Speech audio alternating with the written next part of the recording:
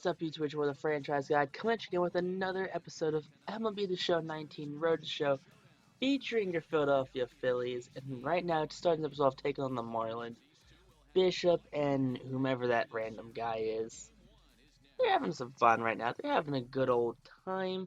I mean, Bishop coming in, I guess, to the end of his run with the Phillies. I mean, he's only got, what, 2.5 years left with the Phillies currently on his main stay.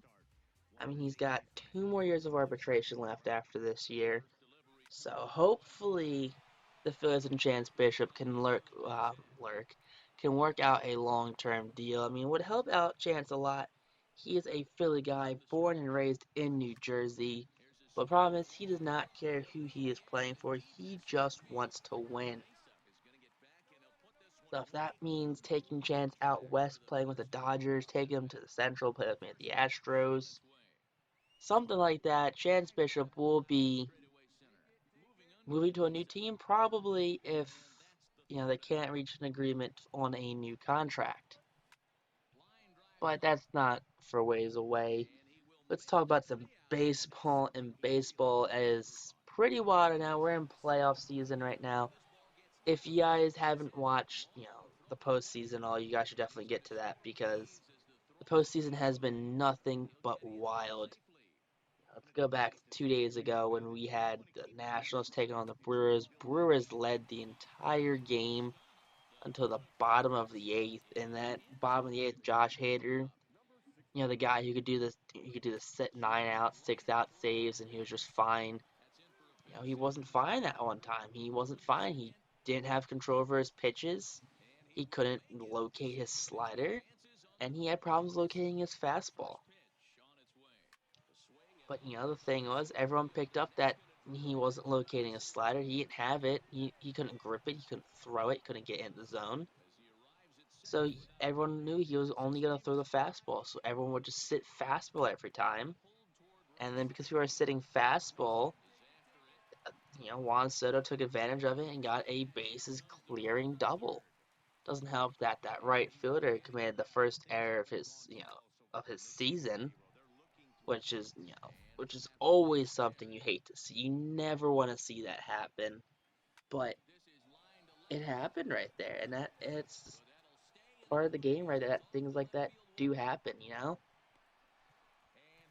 guys who are defensive, geniuses, defensive-minded players. They make routine errors when they shouldn't. Look at like when the Cubs were in the playoffs against the Marlins all those years ago, and that shortstop, I forget what his name is right now, but he was a Gold Glove shortstop.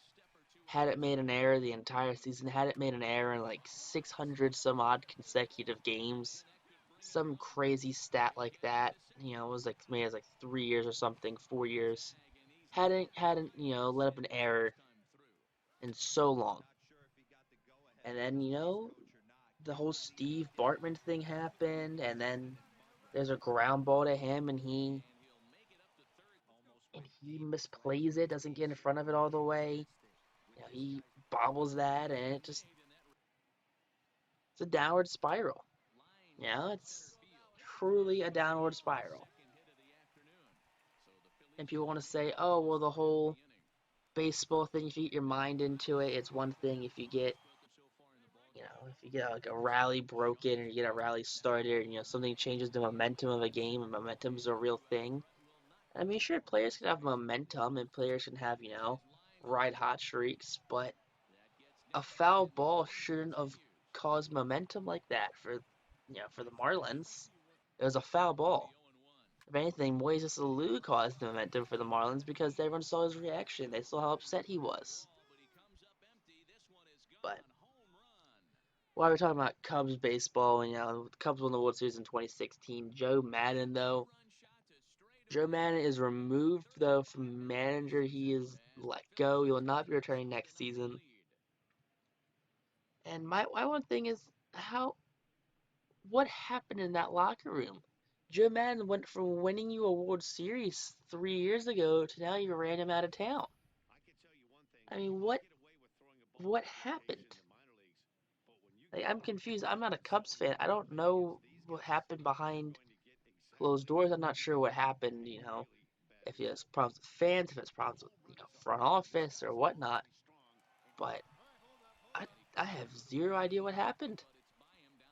He won a World Series. He won the first World Series in over 100 years. Joe Madden should have been in that city until he retired.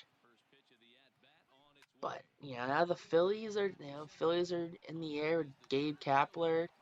They're supposed to make something yesterday, or was it Wednesday? They're supposed to make a decision, and then it got pushed back to sometime next week. They're supposed to make a decision. Brad Ausmus got removed from the Angels job. I believe someone else did. Not the A's manager.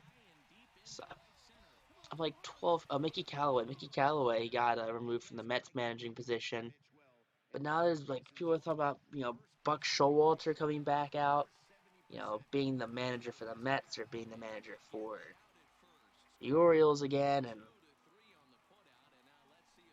Joe Madden apparently is people in Philly want to get Joe Madden because he won the World Series and he's a no nonsense coach, but he's got run out of town. And oh boy, it's just a mess on who people want to be their goalies, and people want Joe Girardi to be a manager. Girardi had to manage like 2 seasons.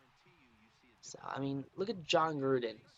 You have potentially of John Gruden and Joe Girardi as the same kind of style thing. Sure, John Gruden was out of the box for 10 years, but guess what? Joe Girardi had to manage in like 2 or 3 years, and things changed those 2 or 3 years. The way shifts line up, the way things are played. There's a reason why he's no longer the Yankees head coach. It just things just don't work out anymore for certain managers. They lose it.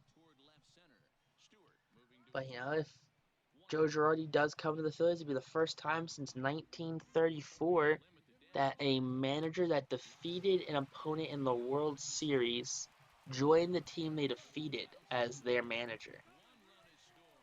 So that's some food for thought right there. But I'm pretty sure anyone is better than Gabe Kapler. And I don't know. Gabe Kapler I just don't know what happened with Gabe Kapler. I want to defend him and I want to give him the benefit of the doubt. Just because you gotta think, oh, he's a manager. He only has the ability to use these players he has. He doesn't have the ability to go out and sign players and make trades. He only has the players to work with. Okay. Well, then he misuses those players. He'll use his bullpen too early. He won't use his bullpen enough.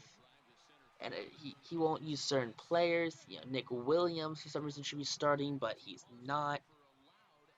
They had Roman Quinn starting. They had Dubo Herrera for a little bit, and all these players, and Matt Klentak comes out and he tries his best to make this team better, but just sinks them into cap hell pretty much for the next couple seasons with McCutcheon and But if you guys like this episode, make sure you guys like, comment, and subscribe. If you guys missed any episodes, just put us down below. Thanks on YouTube. Peace out. Rock on. Stay super classy.